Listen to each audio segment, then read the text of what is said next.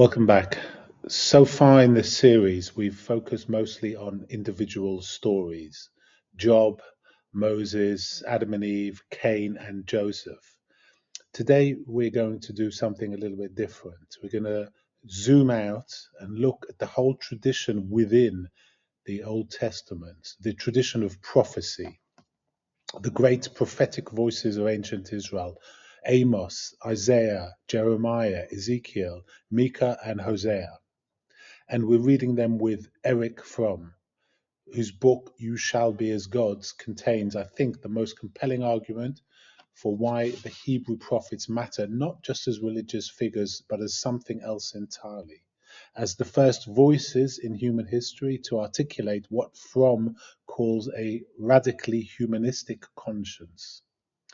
Now, when I say humanistic, I need to be clear about what Fromm means by that word, because it's often misunderstood. He doesn't mean secular, he doesn't mean anti-religious. He means centered on the human being, on human dignity, human flourishing, human freedom. It means a way of thinking that asks, above all else, what is good for human beings? What does it mean to live well, to treat each other justly, to take seriously the reality of the person in front of you? And Fromm argues that the Hebrew prophets, long before the Greeks, long before the Enlightenment, were articulating precisely this kind of vision in the name of God, but in the service of the human. Let's start with Amos, because Amos is where the classical prophetic tradition arguably begins, and he is one of the most startling voices in the entire Bible. Amos was a shepherd from Judah in the south who appeared in the northern kingdom of Israel at around 750 BCE, at a moment of relative prosperity. The northern kingdom was doing well economically, trade was thriving, the temples were full, sacrifices were being offered, religion was flourishing. And Amos walked in and said, God hates it. God despises your feasts. He takes no delight in your solemn assemblies. Even if you offer him burnt offerings and grain offerings, he will not accept them. Take away from me the noise of your songs. And the famous line, one of the great lines of the Hebrew Bible: let justice roll down like waters and righteousness like an ever-flowing stream. What Amos is saying, and this is the central prophetic claim that Fromm finds so remarkable, is that ritual without ethics is worthless, that you can sacrifice every animal on every altar in the land, and if the poor are being ground down, if the widow and the orphan are being cheated, if the courts are corrupt and the merchants are falsifying their scales, none of it counts. God is not in the temple. God is in the street, in the marketplace, in the gap between what is promised and what is delivered to the most vulnerable. This is an extraordinary claim. In the ancient world, the purpose of religion was, to a very large extent, to appease divine powers. You offered sacrifices to keep the gods happy, to ensure the harvest, to win battles. The relationship was transactional. God demanded worship, and worship was given. And in exchange, the divine powers were pacified. Amos and Isaiah and Jeremiah and Micah break this transactional model completely. They say, God does not need your sacrifices. What God wants is justice. And that means that God's agenda is fundamentally a human agenda: the well-being of people, the dignity of the poor, the quality of life in the community. Fromm takes this argument in a direction that I find deeply compelling. He says, the prophets represent a revolutionary step in the development of human conscience, not just religious conscience, human conscience, because what they are saying beneath the theological language is that there are more moral realities than exist, independent of what anyone in power says or wants, that the suffering of the poor is real, that the corruption of the judge is real, that these things matter, not because a king or priest says so, but because human beings are real and their suffering is real, and anyone with open eyes and an uncorrupted heart can see it.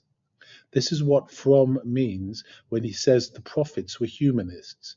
They were locating moral authority not in the approval of the powerful, not in the successful performance of ritual, but in something that could be observed, the actual condition of actual human beings. And they were willing to say this at a considerable personal cost. Amos was told by the priest Amaziah to go back to Judah and prophesy there. You're not welcome here, the priest said. This is the king's sanctuary, the temple of the kingdom. Amos said, I am not a professional prophet, I'm a shepherd. But the Lord said to me, go, prophesy to my people Israel, and so he did.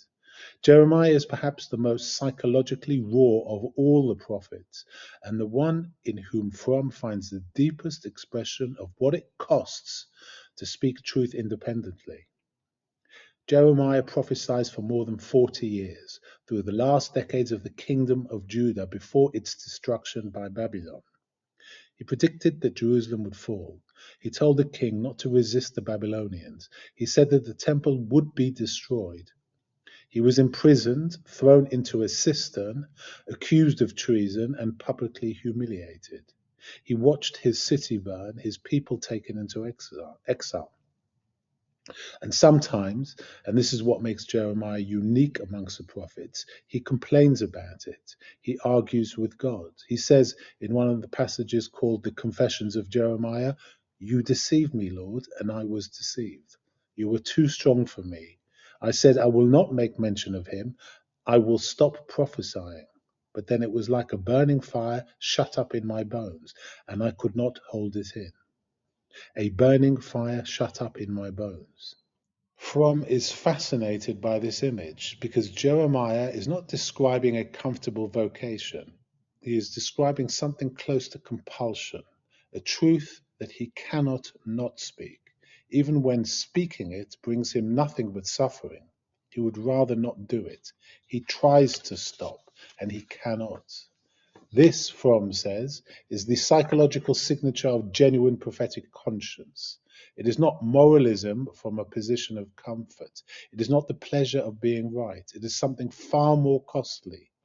The inability to remain silent in the face of what one sees, even when silence would be so much easier. And Fromm connects this to what he calls the productive orientation of character, the capacity to engage authentically with reality, to respond to what is actually there rather than what one would prefer to be there, to allow the truth of a situation to be more powerful than the desire for security. The false prophet in Fromm's framework, and the Bible is full of them, is the one who tells people what they want to hear, who says peace, peace, when there is no peace, who reassures power rather than challenging it. The true prophet is the one who cannot do this, even when every self-interested motive argues for it. There's one more dimension to the prophetic tradition that Fromm emphasizes, and I think it's worth dwelling on: the vision of the future. The prophets are not only critics of the present, they are visionaries. And what they envision is not the restoration of some past golden age, but something genuinely new. Isaiah's famous passages about the peaceable kingdom, the wolf dwelling with the lamb, the leopard lying down with the kids, a little child leading them, are not nostalgia, they are imagination. They are the articulation of a possibility that has never existed, but that the prophet insists is real. Fromm calls this prophetic messianism, and he distinguishes it sharply from authoritarian religion. Authoritarian religion says, submit, obey, and wait.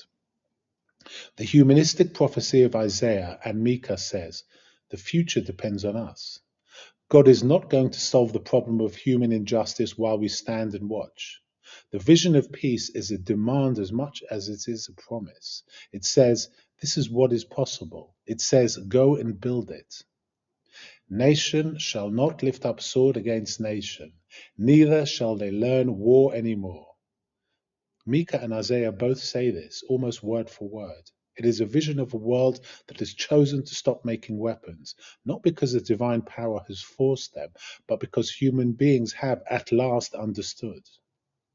I think what Fromm found in the prophets, and what I find there too when I read them, is a voice that refuses the two great temptations of moral life.